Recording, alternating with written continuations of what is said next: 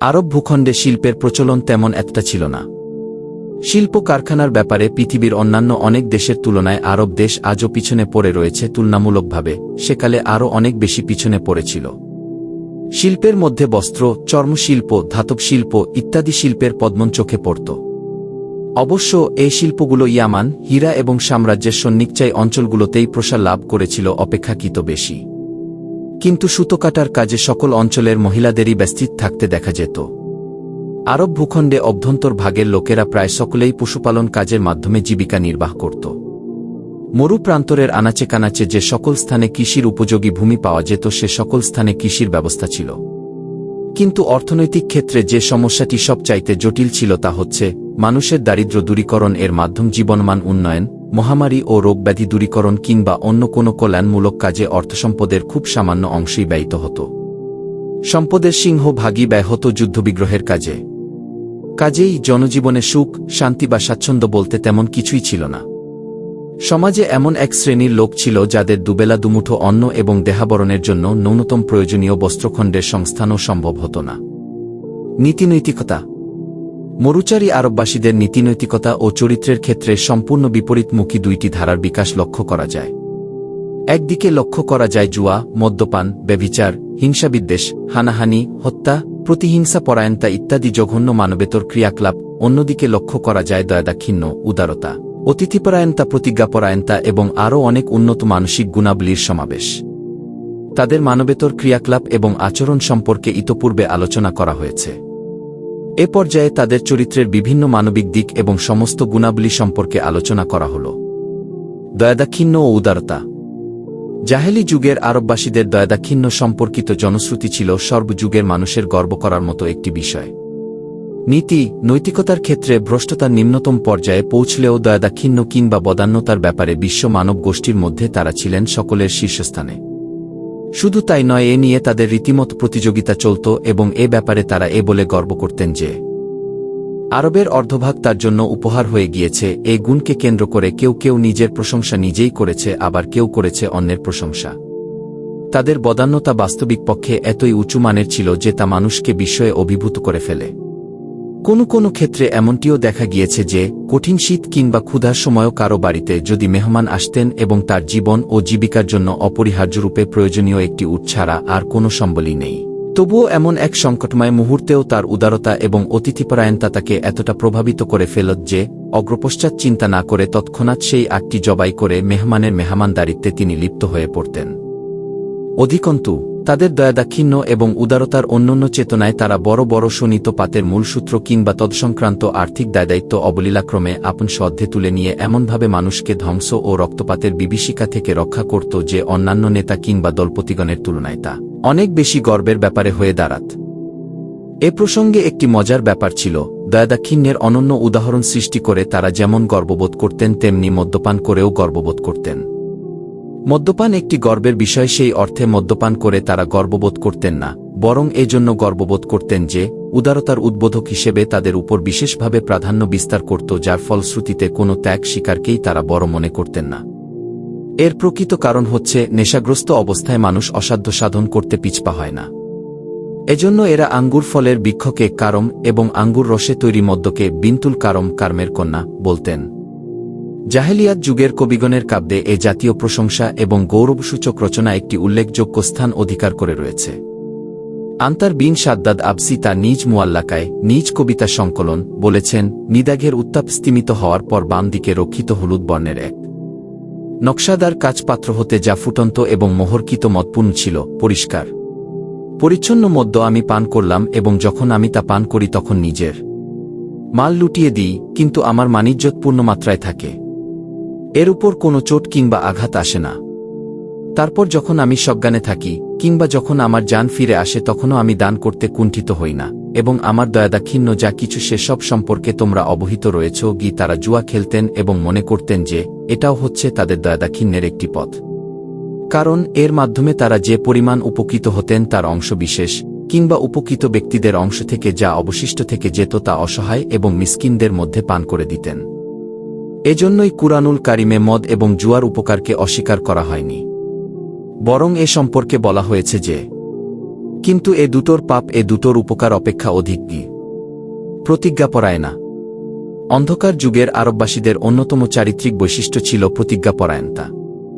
ওয়াদা পালন বা অঙ্গীকার রক্ষা, ব্যবসা বাণিজ্য কিংবা অন্য কোনোভাবে তারা যার সঙ্গে ঘনিষ্ঠভাবে সম্পর্কযুক্ত থাকতেন তাদের জন্য সন্তানগণের রক্ত প্রবাহিত করা কিংবা নিজ বাস্তবিতা বিলুপ্ত করার মতো অতীব গুরুত্বপূর্ণ ব্যাপারকেও তারা সামান্য কিছু মনে করতেন। এর যথার্থতা উপলব্ধির জন্য হানি বিন মাসুদ সাইবানি, শামাওয়াল বিন আদিয়া এবং হাজেব বিন ঘুরা রাহত আমিমি এর ঘটনাবলী যথেষ্ট। ব্যক্তিত্ব ও মর্যাদাবোধ। জাহেলিয়াত যুগের আরববাসীদের অন্যতম ব্যক্তি বৈশিষ্ট্য ছিল পার্থিব সব কিছুর উপর নিজের মান ইজ্জতকে প্রাধান্য দেওয়া এবং কোনো প্রকার অন্যায় অত্যাচার সহ্য না করা। এর ফলে এরূপ দাঁড়িয়েছিল যে তাদের উৎকট অহংবোধ এবং মর্যাদাবোধ সীমা অতিক্রম করে গিয়েছিল। বিশেষ কোনো কারণে তাদের এ অহং ও মর্যাদাবোধ এর উপর সামান্যতম আঘাত কিংবা অপমান এলেও তারা উত্তেজিত হয়ে পড়তেন এবং তরাবারি, বর্ষা, ফলা ইত্যাদি নিয়ে রক্তক্ষয়ী সংঘর্ষে লিপ্ত হয়ে পড়তেন। এ সংঘর্ষে লিপ্ত হতে গিয়ে তাদের প্রাণহানির ব্যাপারে কোনোই উৎকণ্ঠা থাকত না। প্রাণের তুলনায় মানমর্যাদাকেই তারা অধিকতর মূল্যবান মনে করতেন। সংকল্প বাস্তবায়ন। প্রাক ইসলামী আরববাসীদের আরও একটি বৈশিষ্ট্য ছিল এরকম যে কোনো কাজকর্মকে মানসম্মান ও পুরুষের প্রতীক মনে করে যখন তারা সেই কর্ম সম্পাদনের লক্ষ্যে সংকল্পবদ্ধ হতেন তখন তারা প্রাণ বাজি রেখে সেই কর্ম সম্পাদনের জন্য ঝাঁপিয়ে পড়তেন। পার্থিব কোনো শক্তিই তাদেরকে এ সংকল্প থেকে বিরত রাখতে পারত না। ভদ্রতা, ধৈর্য ও গাম্ভীর্য। ভদ্রতাশিষ্টতা ও ধৈর্যগাম্ভীর্য আরববাসীদের নিকট খুবই প্রিয় ও প্রশংসনীয় ছিল।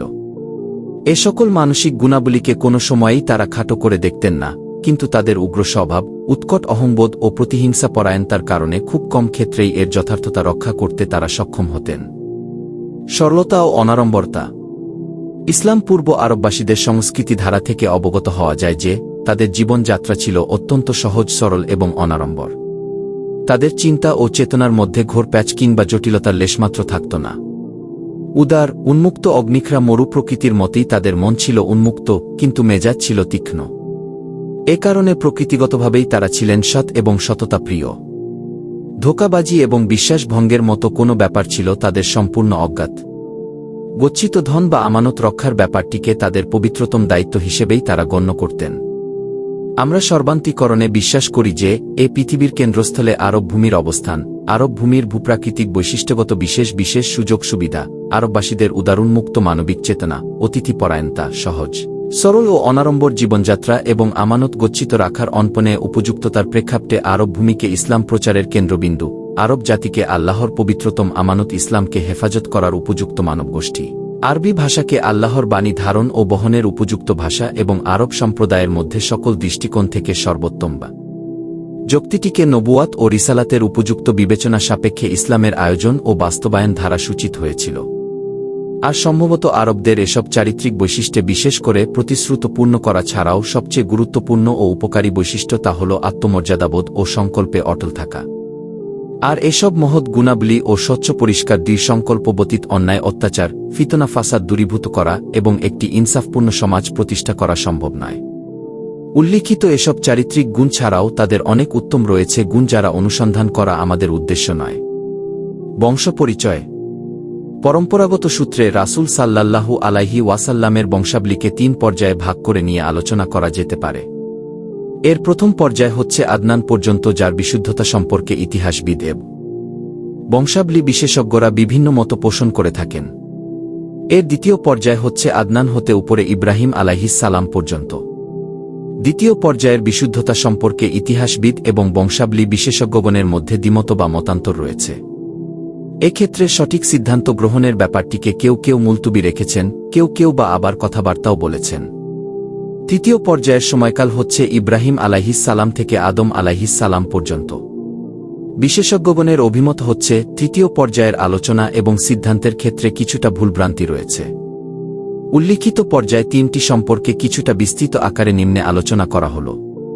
প্রথম পর্যায়: মুহাম্মদ বিন আবদুল্লাহ বিন আব্দুল মুত্তালিব, শায়বা বিন হাশিম, আমর বিন আব্দে মানাফ, মুগিরা বিন কুসাই, জায়েদ বিন কিলাব বিন মুররাহ বিন কাবলুয়াই বিন গালিব বিন ফিহর। তার উপাধি ছিল কুরাইশ এবং এ সূত্রেই কুরাইশ বংশের উদ্ভব। বিন মালিক বিন নায়ের, কায়েস বিন কিনানাহ বিন খুয়াইমাহ বিন মুদরিকাহ, আমির বিন ইলিয়াস বিন মুয়ার বিন নিয়ার বিন মাদ্দ বিন আদনান। দ্বিতীয় পর্যায়ে: আদনান থেকে উপরের দিক অর্থাৎ আদনান বিন উদাদ বিন হামায়শা বিন সালামান বিন আউস বিন বুশ বিন কামওয়াল বিন উবাই বিন আওয়াম বিন নাশিদ বিন হিয়া বিন বালদাস বিন ইয়াদলাফ বিন তারিক বিন জাহিম বিন নাহিশ বিন মাকি বিন আয়ে বিন আবকার বিন উবাইদ বিন আদুয়া বিন হামদান বিন সুনবর বিন ইয়াসরিবি বিন ইয়াহমুন বিন ইয়ালহান বিন আরাওয়া বিন আয় বিন দিশান বিন আইসার বিন আফনাদ বিন আইহাম বিন মুকসির বিন নাহিস বিন জারিহু বিন সুমাই বিন মুশি বিন আওয়াহ বিন ইরাম বিন কায়দার বিন ইশামাইল বিন ইব্রাহিম আলাইহিসসালাম। তৃতীয় পর্যায়ে ইব্রাহিম আলাইহিসসালাম হতে উপরে ইব্রাহিম বিন তারিহ, আয়র, নাহুর বিন শারু অথবা শারুক বিন রাও বিন ফালাক বিন আবির বিন শালাক বিন আরফাকশাদ বিন শাম বিন নুহ আলাইহিসসালাম বিন লামিক বিন মাতাউশালক বিন আকনুন। কথিত আছে এ নাম ছিল ইদ্রিস আলাইহিসসালামের নাম। বিন ইয়াদ বিন মাহলাইল বিন কায়নান বিন আনুস বিন শীস বিন আদম আলাইহিসসালাম। নবী পরিবার পরম্পরা। রাসূল সাল্লাল্লাহু আলাইহি ওয়াসাল্লামের পরিবার উপরের দিকে তার প্রপিতামহ হাশিম বিন আবদে মানাফ থেকে পারিবারিক পরিচয় প্রদানের মূল সূত্র ধরার কারণে তা হাশেমি পরিবার নামে প্রসিদ্ধ ছিল। রাসূল সাল্লাল্লাহু আলাইহি ওয়াসাল্লাম সম্পর্কে সুস্পষ্ট ধারণা লাভের জন্য তার পিতামহ, প্রপিতামহ অর্থাৎ পূর্বতন কয়েক প্রজন্মের নেতৃস্থানীয় ব্যক্তিগণের জীবনী সম্পর্কে আলোচনার প্রয়োজন আছে বলে মনে করি। এ প্রেক্ষিতেই পরবর্তী আলোচনা। হাশেম। আমরা ইতোপূর্বে আলোচনা করেছি যে যখন বনি আবদে মানাফ এবং বনি আবদুদ্দারের মধ্যে হারামের সঙ্গে সংশ্লিষ্ট পদসমূহ বন্টনের ব্যাপারে চুক্তি স্বাক্ষরিত হয়েছিল, তখন আবদে মানাফের সন্তানদের মধ্যে হাশিমকেই সিকায়াহ এবং রিফাদাহ অর্থাৎ হাজিদের পানি পান করানো এবং তাদের মেহমানদারি করার মর্যাদা প্রদান করা হয়। হাশিম ছিলেন অত্যন্ত সম্মানিত ও সম্ভ্রান্ত ব্যক্তিত্ব। তিনিই ছিলেন প্রথম ব্যক্তি যিনি ঝোলের সঙ্গে রুটি মিশ্রিত করে মক্কায় হাজিদের খাওয়ানোর বন্দোবস্ত করেন।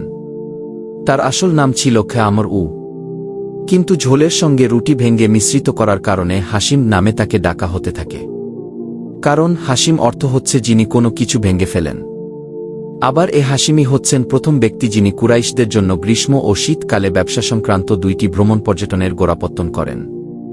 তার সম্পর্কে জনৈক কবি বলেছেন, এ আমরি এমন ব্যক্তিসত্তা যিনি দুর্ভিক্ষ পীড়িত দুর্বল স্বজাতির জন্য মক্কায় শোরবা বা ঝোলের মধ্যে রুটির টুকরো ভিজিয়ে ভিজিয়ে খাইয়েছিলেন এবং শীত ও গ্রীষ্মের দিনে ভ্রমণের ব্যবস্থা করেছিলেন। তার ব্যক্তি জীবন এবং পরবর্তী ইতিহাসের সঙ্গে সংশ্লিষ্ট একটি অত্যন্ত গুরুত্বপূর্ণ ঘটনা ছিল এটা যে ব্যবসা বাণিজ্যের উদ্দেশ্যে শাম রাজ্যে যাওয়ার পথে যখন তিনি মদিনায় পৌঁছলেন তখন সেখানে বনি নাজ্জার গোত্রের সালামা বিনতে আমর নামের এক মহিলাকে বিবাহ করেন এবং কিছুকাল সেখানে অবস্থান করেন। তারপর স্বীয় স্ত্রীকে গর্ভবতী অবস্থায় তার পিত্রালয়ে রেখে দিয়ে তিনি শাম রাজ্যে চলে যান এবং সেখানে গিয়ে ফিলিস্তিনের গাজ্জাহ শহরে পরলোক গমন করেন। এদিকে সালামার গর্ভজাত সন্তান যথাসময়ে ভূমিষ্ঠ হন। বর্ষপঞ্জির হিসেবে সে বছরটি ছিল 497 খ্রিস্টাব্দ। নবজাত শিশুর মাথার চুল ছিল সাদা, তাই সালামা তার নাম রাখেন সায়বা। সালামা নিজ পিত্রালয়ে সযত্নে তার লালন পালন করতে থাকেন। সেদিনের এ শিশুটিই ছিলেন পরবর্তীকালে আখেরি নবী মুহাম্মদ সাল্লাল্লাহু আলাইহি ওয়াসাল্লামের পিতামহ এবং অভিভাবক আব্দুল মুত্তালিব। শিশু আব্দুল মুত্তালিব দিনে দিনে শশিকলার মতো বৃদ্ধিপ্রাপ্ত হয়ে উঠলেও দীর্ঘদিন যাবৎ হাশিম পরিবারের কেউই তার জন্মের কথা জানতে পারেননি। হাশিম ছিলেন জন সন্তান সন্ততির জনক। জনের মধ্যে 4 জন ছেলে ও 5 জন মেয়ে। তাদের নাম হচ্ছে যথাক্রমে Asad, Abu sci-fi, নায়লাহ, Abdul Muttalib এবং শিফা, খালিদা, জাইফা, রুকাইয়া ও জান্না। আব্দুল মুত্তালিব, সিকায়াহ এবং রিফাদাহ সম্পর্কিত পদের দায়িত্ব অর্পিত ছিল হাশিমের উপর। হাশিমের মৃত্যুর পর সেই দায়িত্ব অর্পিত হয় তার ভাই মুত্তালিবের উপর। তিনিও দলের মধ্যে বিভিন্ন সদ্গুণাবলী এবং মানমর্যাদার অধিকারী ছিলেন। তার কথা অমান্য করা কিংবা নড়চড় করার ক্ষমতা দলের অন্য কারো ছিল না। বদান্যতার জন্য তিনি প্রসিদ্ধ ছিলেন। বদান্যতার কারণেই কুরাইশরা তার নাম রাখেন ফাইয়ায়। যখন সায়বা অর্থাৎ আব্দুল মুত্তালিব 10 বছর বয়সে উপনীত হন তখন মুত্তালিব তার সম্পর্কে অবগত হয়ে নিয়ে আসার জন্য ইয়াসরিব গমন করেন। সেখানে পৌঁছার পর যখন তিনি সায়বাকে দেখতে পান তখন তার চক্ষুদ্বয় থেকে অশ্রুধারা প্রবাহিত হতে থাকে। তারপর তাকে বুকে জড়িয়ে ধরে উষ্টপৃষ্ঠে আরোহণ করে নেন এবং মক্কা অভিমুখে যাত্রা শুরু করেন। কিন্তু সায়বা তার মাতার অনুমতি ব্যতিরেকে মক্কা যেতে অস্বীকার করায় তাকে নিয়ে যাওয়ার জন্য মুত্তালিব তার মাতার নিকট অনুমতি প্রার্থী হন। কিন্তু সায়বাহর মাতা তাকে অনুমতি দিতে অস্বীকার করলে মুত্তালিব তাকে এ কথা বুঝিয়ে বলেন যে এ ছেলে তার পিতার রাজত্বে এবং আল্লাহর হারাম শরীফের দিকে যাচ্ছেন। নিশ্চিতরূপে এ হচ্ছে তার চরম সৌভাগ্যের ব্যাপার। এ কথা শ্রবণের পর সায়বাকে নিয়ে যাওয়ার জন্য তার আম্মা অনুমতি প্রদান করেন। অনুমতি লাভের পর মুত্তালিব তাকে তার উটের পিঠে বসিয়ে মক্কা অভিমুখে অগ্রসর হতে থাকেন। মক্কায় পৌঁছলে সায়বাকে মুত্তালিবের পাশে দেখে মক্কাবাসীগণ বলেন যে, এ বালক হচ্ছে আব্দুল মুত্তালিব অর্থাৎ মুত্তালিবের দাস। তদুত্তরে মুত্তালিব বলেন, না না, এ হচ্ছে আমার ভ্রাতুষ্পুত্র, আমার ভাই হাসিমের ছেলে। এরপর থেকে মুত্তালিবের নিকট লালিত হতে থাকেন। সায়বা যখন যৌবনে পদার্পণ করেন তখন কোনো এক সময় রোমান সাম্রাজ্যের ইয়ামানে মুত্তালিব পরলোক গমন করেন। তার মৃত্যুর পর আব্দুল মুত্তালিব পরিত্যক্ত পদসমূহের অধিকার লাভ করেন। কালক্রমে আব্দুল মুত্তালিব নিজ সম্প্রদায়ের মধ্যে এমন মানমর্যাদা লাভ করেন যে আর পিতা কিংবা পিতামহ কেউই এত মানসম্মানের অধিকারী হতে সক্ষম হননি। একজন গুণী ব্যক্তি হিসেবে কাউমের লোকেরা সকলেই তাকে একান্ত আন্তরিকতার সঙ্গে ভালোবাসতেন এবং সমীহ করে চলতেন। মুত্তালিব যখন পরলোক গমন করেন তখন নাওফাল বল প্রয়োগ করে আব্দুল মুত্তালিব চত্বর দখল করে নেন।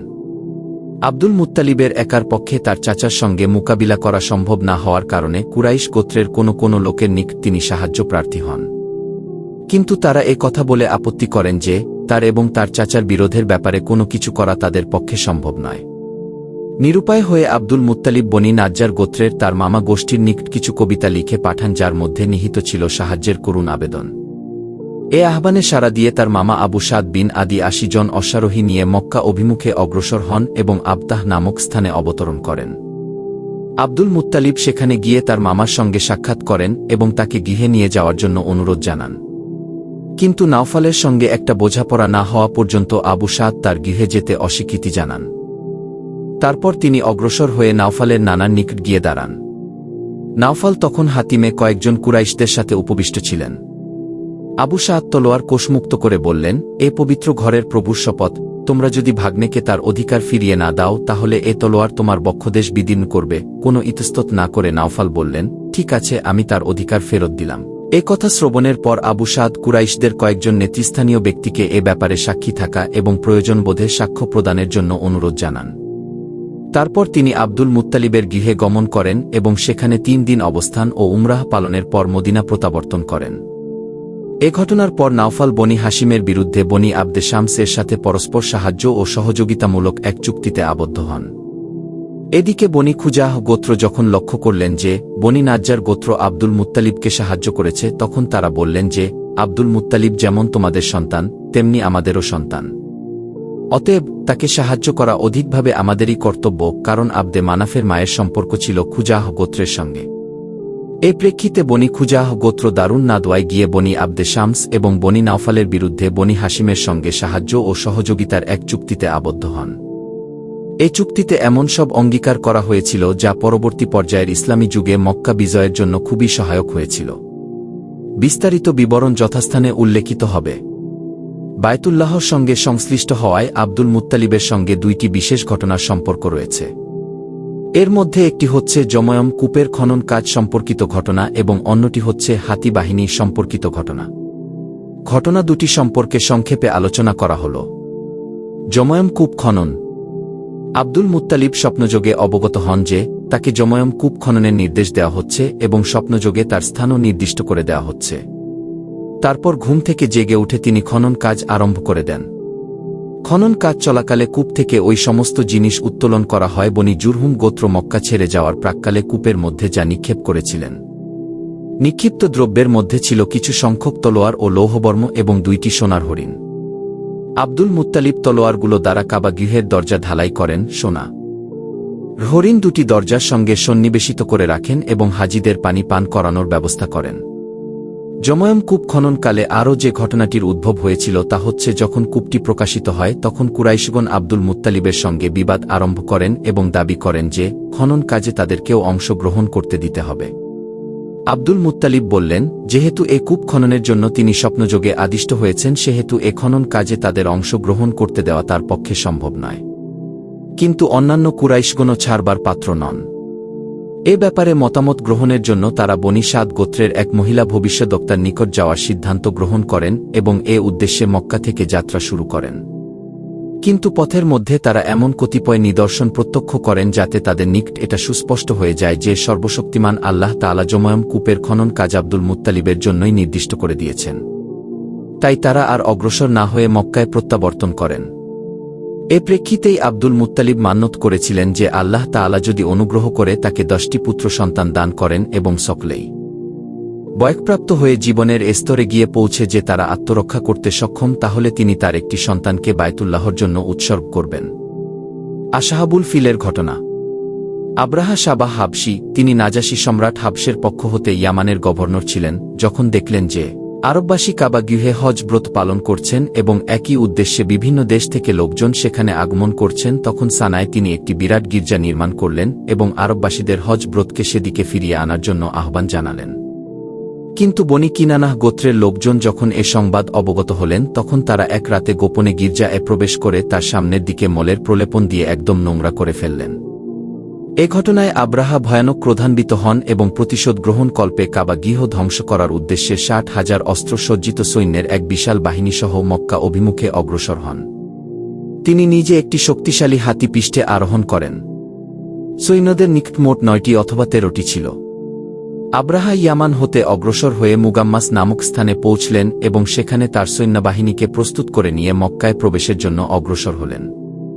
তারপর যখন মুজদালেফা এবং মিনার মধ্যবর্তী স্থান ওয়াদিয়ে মুহাস্সারে পৌঁছলেন, তখন তার হাতি মাটিতে বসে পড়ল। কাবা অভিমুখে অগ্রসর হওয়ার জন্য কোনো ক্রমেই তাকে উঠানো সম্ভব হল না। অথচ উত্তর, দক্ষিণ কিংবা পূর্ব মুখে যাওয়ার জন্য উঠানোর চেষ্টা করলে তা তৎক্ষণাৎ উঠে দৌড়াতে শুরু করত। এমন সময়ে আল্লাহ তাআলা এক ঝাঁক ছোট ছোট পাখি প্রেরণ করলেন। সেই পাখিগুলো ঝাঁকে ঝাঁকে পাথরের ছোট ছোট টুকরো সৈন্যদের উপর নিক্ষেপ করতে লাগল।